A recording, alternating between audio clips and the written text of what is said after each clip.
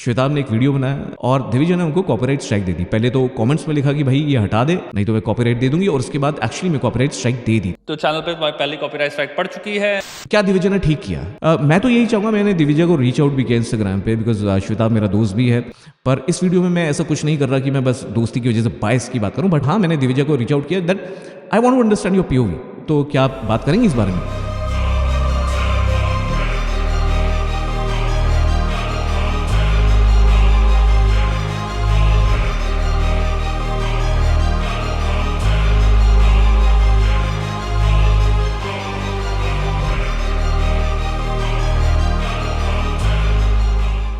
Okay guys, सो इस controversy के बारे में आपको पता होगा, अगर आप यूट्यूब क्रिएटर कम्युनिटी को फॉलो करते हो या फेमस इन्फ्लुएंसर्स जो भी काम कर रहे हैं, जो ब्लंट ओपिनियंस देते हैं, रिएक्शंस देते हैं, उनको फॉलो करते हो, जैसे कि this channel also is quite similar. पर अगर आप ये सोचकर यहाँ आए हो या इस वीडियो को इसलिए क्लिक करा है क्योंकि थंबनेल में आपको कुछ ऐसा दिखा कि आपको लगा कि मैं किसी लड़की को रोस्ट करने वाला हूँ या उसको एक्सपोज करने वाला हूँ या उस पे गंदे गंदे इल्जाम लगाने वाला हूँ, उसको नेम कॉलिंग करने वाला हूँ, तो ऐसा कुछ भी नहीं होगा। उद्देश्य डिफरेंट है एक्चुअली, वो आप समझ जाएंगे जब आप पूरा वीडियो देखेंगे। बट मैं स्टार्ट करूंगा एक चीज से, एक कहानी से, एक इंसिडेंट से जो हुआ कुछ सालों पहले। तो ये कहानी है 399 BCE की, जहां सोक्रेटिस करके एक बहुत पॉपुलर फिलोसोफर हुआ करते थे। वो जाने जाते थे अपने नए ख्यालातों के लिए। आपको तो पता ही है कैसे हमारी दुनिया आज भी बहुत सारे कन्वेंशनल जो हमारी धारणाएं होती हैं, हमारे ओपिनियंस होते हैं, हमारे बिलीफ्स होते हैं, वो बस इसलिए बन जाते हैं बिकॉज और लोग कर रहे हैं, देखा देखी। और आपने कई बार ऐसा देखा होगा जब आपने अपने पिताजी से, माताजी से या किसी बड़े बुजुर्ग से कोई क्वेश्चन पूछा, सवाल पूछा और वो गुस्से में आ गए। वो गुस्से में क्यों आते हैं? वो गुस्से में इसलिए आते हैं क्योंकि उनके पास जवाब नहीं होता। वो जवाब नहीं होता,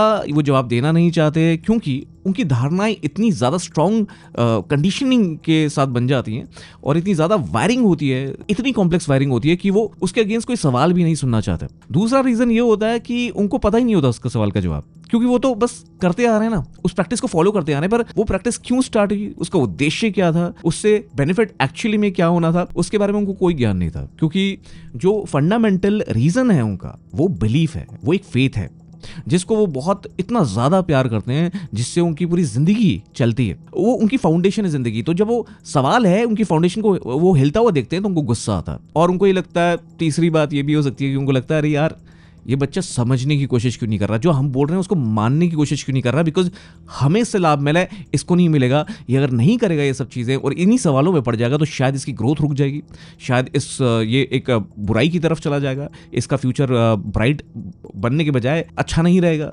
इसका मार्गदर्शन के लिए इसको ये चीज़ें फॉलो करनी जरूरी है। क्या सवाल कर रहा? पर यही सबसे बड़ी गलती होती है गाइस।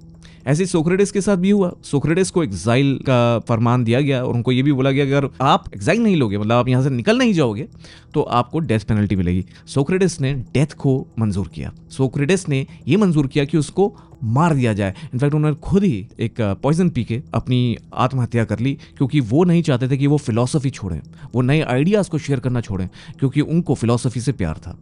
कई ऐसे भी ग्रीक फिलोसोफर्स हुए जो अपने आइडियाज को पॉपुलराइज कर पाए। बहुत सारे ऐसे नाम हैं जिनकी फिलोसफीज को आज भी हम डिस्कस करते हैं और आज भी हैरान होते हैं कि वो लोग उस टाइम पे ऐसा सोच रहे थे और आज भी हम इस जमाने में भी हम कैद हैं अपने कंडीशनिंग से, अपने कन्वेंशनल थिंकिंग से। क्योंकि प्रॉब्लम ये नहीं है गाइस कि कोई चीज हम फॉलो करते आ रहे हैं वो सही है या गलत है। प्रॉब्लम ये है जब हम किसी भी क्रिटिसिज्म या एक नए पर्सपेक्टिव को जन्म नहीं लेने देते या पनपने नहीं देते। क्योंकि the only way humans can progress is by not shunning things up, by not shunning the new ideas up, but only way we can progress is जब हम नए नए आइडियाज पे डिबेट करते हैं और देखते हैं कि उनसे हम क्या सीख सकते हैं, क्या वो हमारे लाभ का है या नहीं, वो हमें पीछे लेकर जा रहा है। तो दैट इज़ वेरी इंपॉर्टेंट। और इसी फंडामेंटल सोच के साथ मैं इस कंट्रोवर्सी को डिस्कस करना चाहूँगा जो हो रही है अभी फिलहाल श्वेताब गांगवार और ऑकवर्ड गोट जो दिविजा भसीन है। मैं आपको पहले 2-3 चीज़ें बताता हूँ, ये भी बताता हूँ कि कैसे कहाँ दिविजा ठीक हो सकती हैं और कहाँ श्वेताब ठीक हैं और कहाँ प्रॉब्लम कहाँ हो रही है। क्या लड़ाई ये ईगो की है, क्या लड़ाई ये मिसअंडरस्टैंडिंग की है, कम्युनिकेशन गैप की है, एरोगेंस की है, या हमारा जो प्रोसेस है, जो प्लेटफॉर्म्स पे हम लोग ये कंटेंट बना रहे हैं, जिन प्लेटफॉर्म्स पे हम वो डिपेंडेंट हो चुके हैं, जिन पे हम ट्रस्ट करते हैं, क्या वो प्लेटफॉर्म्स ढंग से काम नहीं कर रहे? क्या इररिस्पॉन्सिबिलिटी है? वहाँ। So let's discuss some of these points, I will go one by one. तो पहले तो बात करते हैं कि ये कंट्रोवर्सी है क्या। तो कंट्रोवर्सी के डीप लेयर्स में नहीं जाएंगे, मोटा मोटा मैं बता देता हूँ। देखिए, श्वेताब ने एक वीडियो बनाया, दिविजा को क्रिटिसाइज किया उनके ओपिनियंस पे, और दिविजा ने उनको कॉपीराइट स्ट्राइक दे दी। पहले तो कमेंट्स में लिखा कि भाई ये हटा दे, नहीं तो मैं कॉपीराइट दे दूंगी, और उसके बाद एक्चुअली में कॉपीराइट स्ट्राइक दे दी। तो it was not just a threat, she actually did it. क्या दिविजा ने ठीक किया या उन्होंने गलत किया? चलिए इस बारे में बात करते हैं। पहले कुछ एग्जांपल्स के साथ मैं बताता हूं कि जब आप कॉपीराइट स्ट्राइक देते हो तो होता क्या, और कॉपी स्ट्राइक कब देनी चाहिए और कब नहीं देनी चाहिए। Copyright strike is simply you say that this is my work and this guy has given this guy has replicated that work without my permission, और इसने ना मेरे से बात करी, ना मुझे क्रेडिट दिया, और ये मेरा पूरा जो काम है इसको अपना काम बता के इसने डाल दिया, तो इस वीडियो को रिमूव करवा दीजिए। दिस इज मोटा मोटा सिंपल लेमैन टर्म में this is why copyright strike is issued. पर अगर आप किसी क्लिप को उठा के उस पे कमेंट्री कर रहे हो या उसके बारे में अपनी ओपिनियन दे रहे हो, बिकॉज जब तक आप ओपिनियन नहीं दोगे तो अगेन ग्रीक फिलोसफी जो मैं बता रहा था, अगर आप ओपिनियन नहीं दोगे, उस आइडिया को क्रिटिसाइज नहीं करोगे, अप्रूव नहीं करोगे, उस पर डिबेट नहीं करोगे, उसके प्रोस एंड कॉन्स नहीं डिस्कस करोगे, तो एज अ ह्यूमैनिटी हम प्रोग्रेस कैसे करेंगे। और YouTube is a great platform, Instagram and social media very good platforms to debate these things out, to discuss these ideas out. और कोई आइडिया रखता है, फॉर एग्जाम्पल कंटेंट क्रिएटर जैसे दिविजा है, श्वेता है, मैं हूं या कोई और है, वो एक आइडिया रखते हैं। अब दूसरे लोग उस आइडिया को या तो एक्सेप्ट करेंगे या रिजेक्ट करेंगे। दो तरह के लोग एक्सेप्ट या रिजेक्ट कर सकते हैं। एक तो जो कमेंट्स में ऑडियंस है, जैसे कि आप, जो I want you guys to also make comments while we are speaking, make comments, जो भी आपके थॉट्स आ रहे हैं उनको कमेंट्स में डालते रहना, because I would love to accept and approve every type of comment, because it should be a healthy debate. दूसरे टाइप के वो लोग हैं जो क्रिएटर्स होते हैं। एक तो ऑडियंस हो गई आप, और क्रिएटर्स जो कि कंटेंट के थ्रू, जैसे मैं ये कंटेंट बना रहा हूं, कंटेंट के थ्रू एक पर्टिकुलर सब्जेक्ट पे या टॉपिक पे या कंट्रोवर्सी पे, इंसिडेंट पे अपना ओपिनियन शेयर करते हैं कि मेरा ये विचार है। उससे क्या होता है, जो आइडियाज होते हैं वो डेवलप होते हैं over a period of time और शेप लेते हैं एक ह्यूमैनिटी की प्रोग्रेस का। क्योंकि जब हम प्रोग्रेस करते हैं एज अ ह्यूमैनिटी, वो एक टाइम पे at a point of time नहीं होता, वो over a period of time होता है। अगर 90s में हम इंटरनेट को एक्सेप्ट ही नहीं करते तो वो पनपता नहीं, वो आज वो नहीं होता जो आज है। एआई को अगर हम एक्सेप्ट ही नहीं करते 10 साल पहले, when I was in Concentrix, when I was consulting various brands and companies, तो वहां हम चैटबॉट्स डिप्लॉय करते थे। लोग कहते थे यार चैटबॉट्स तो मशीन्स हैं, वो एक रियलिस्टिकली वो चीज़ें वो कनेक्ट नहीं देंगे हमारे कस्टमर्स को। बट अगर उसको पनपने नहीं दिया जाता तो वहीं वो आइडिया खत्म हो जाता। पर आज वो एआई जनरेटिव एआई बन के उसने, आपको पता ही है क्या घमासान मचा दिया दुनिया में। तो it's very very important to let ideas progress and develop over a period of time. पर क्या ऐसा हो सकता है जब आप उस पे कॉपीराइट स्ट्राइक दे दें, क्योंकि आप बस एक क्लिप को लेकर, एक आइडिया को लेकर उस पे अपना ओपिनियन दे रहे हैं। और श्वेताब ने वही किया। इनफैक्ट ऑकवर्ड गोट, दिविजा भसीन भी यही करती हैं। उनका एक वीडियो है सदगुरु पर, वो सदगुरु का वीडियो है, आप देखना उनके चैनल पे। उन्होंने बड़ी अच्छी बातें की। दिविजा ने बहुत अच्छे काउंटर आर्ग्यूमेंट्स दिए, और मैं ये नहीं बोलूंगा कि दिविजा कहाँ सही है गलत है, पर उनके आर्ग्यूमेंट्स सोचने लायक हैं। शुरू के मैंने कुछ मिनट वीडियो देखा, मुझे उनके आर्ग्यूमेंट्स से मैंने सोचा और मेरा एक थॉट आया, मेरा एक ओपिनियन बना। बट दैट मीन्स वो आइडिया डेवलप हो रहा है। अब वो जो सदगुरु ने एक आइडिया दिया, उसको बस अगर आप एक्सेप्ट कर लेंगे तो आप ब्लाइंड हो गए। पर अगर आप उस पर डिबेट करेंगे तो मतलब उस आइडिया को हम प्रोग्रेस होने दे सकते हैं। सदगुरु said something like house wives what their job is, and Divija had a counter view on that, and I think it was a very good view. पर दिविजा, आप ये बताइए, अगर आपके वीडियो पे सदगुरु की टीम से कॉपीराइट स्ट्राइक आ जाए तो फिर मतलब वो आइडिया डेवलप कैसे होगा, आपकी बात लोगों तक पहुंचेगी कैसे? और आप यही गलती कर रही हैं श्वेताब के साथ।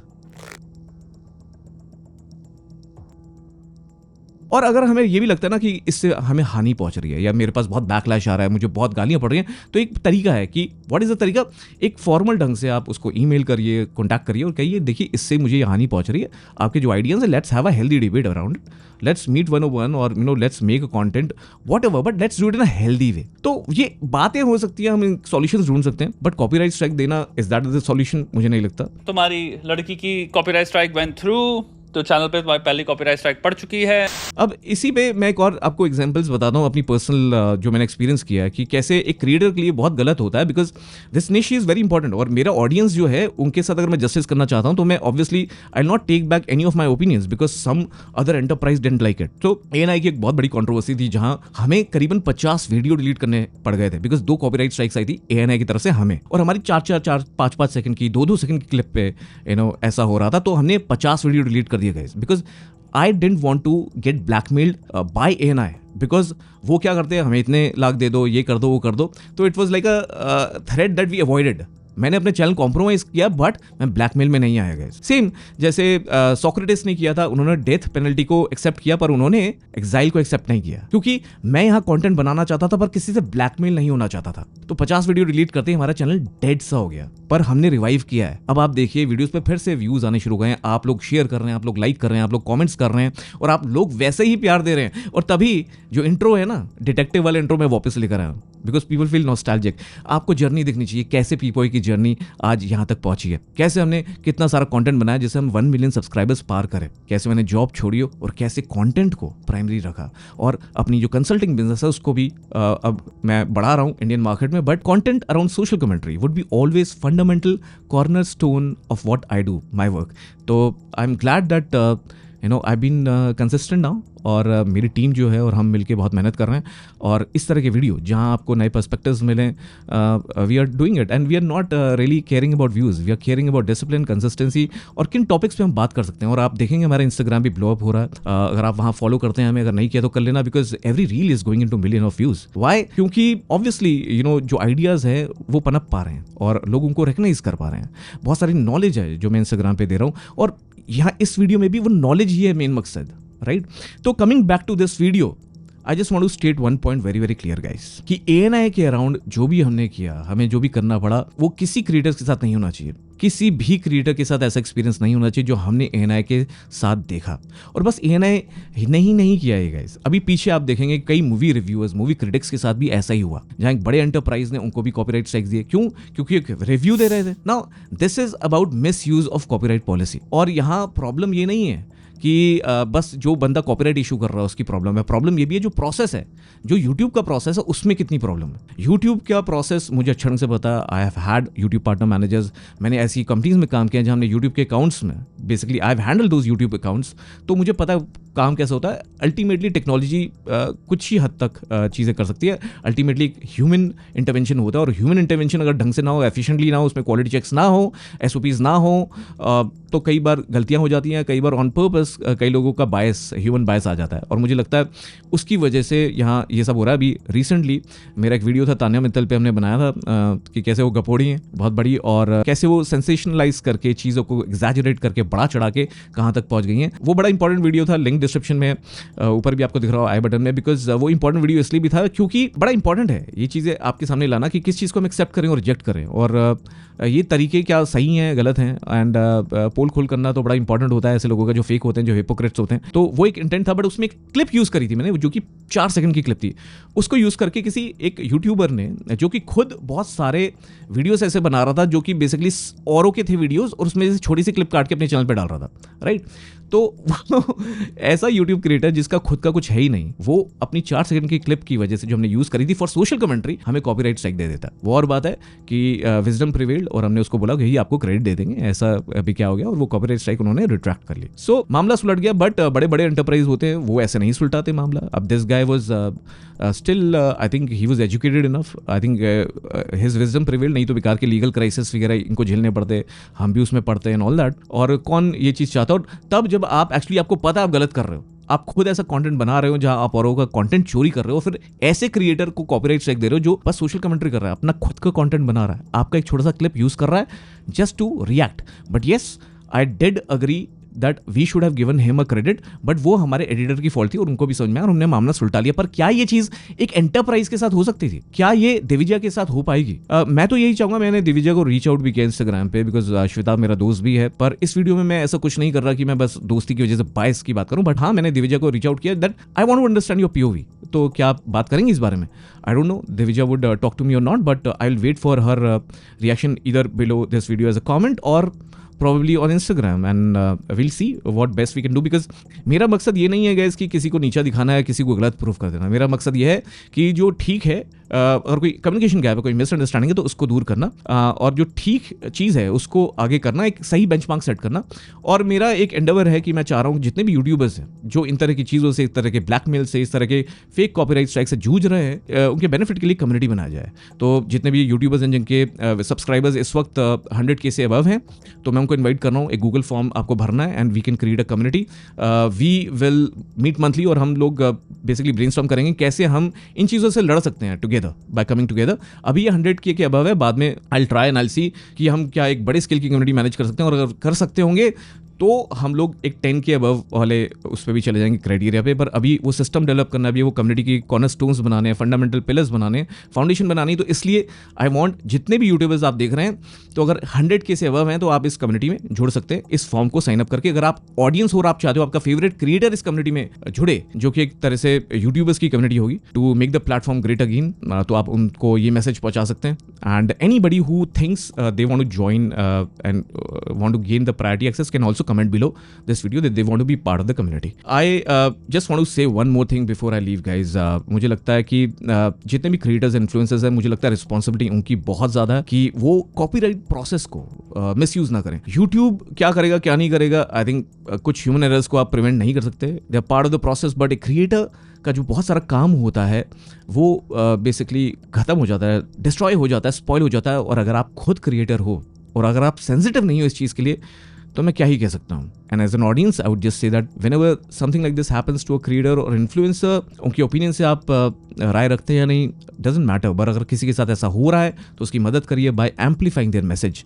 और अगर आप चाहते हैं ये वीडियो आपको लगा हो कि it puts the message in the right spirit, तो इसको शेयर करिएगा, फॉरवर्ड करिएगा, जितने भी लोगों को जानते हैं, कमेंट करिएगा, यहाँ अपनी प्रतिक्रिया दीजिएगा और मुझे बताना कि आपको ये वीडियो कैसा लगा और किन और चीज़ों पे आपको मेरा पर्सपेक्टिव चाहिए. और अगर आपको ये वीडियो अच्छा लगा तो प्लीज़ मेक श्योर कि आप सब्सक्राइब करें इस चैनल को, बेल आइकन दबा दें, because as you know that we are reviving our channel and I need your help and support of Peepoye family. मैं एक बात ज़रूर बोलूँगा जाते जाते कि ये काम मैंने स्टार्ट किया था 2017-18 में, और मैं एक टाइम ऐसा था कि 2018 में बहुत ज़्यादा पैनिक्स और एंग्जाइटीज से गुजर रहा था, और यूट्यूबिंग ने मुझे बचाया था, क्योंकि एक ऐसा ज़रिया था जहाँ मैं अपनी दिल की बात रख पाता था अपनी फैमिली से, अपनी एक्सटेंडेड फैमिली, अपने सब्सक्राइबर्स, अपने फॉलोअर्स के साथ जुड़ पाता था. और अगर किसी भी मेरे वीडियो ने आज तक आपको थोड़ा भी लाभ पहुँचाया हो तो just keep in your prayers guys and keep supporting.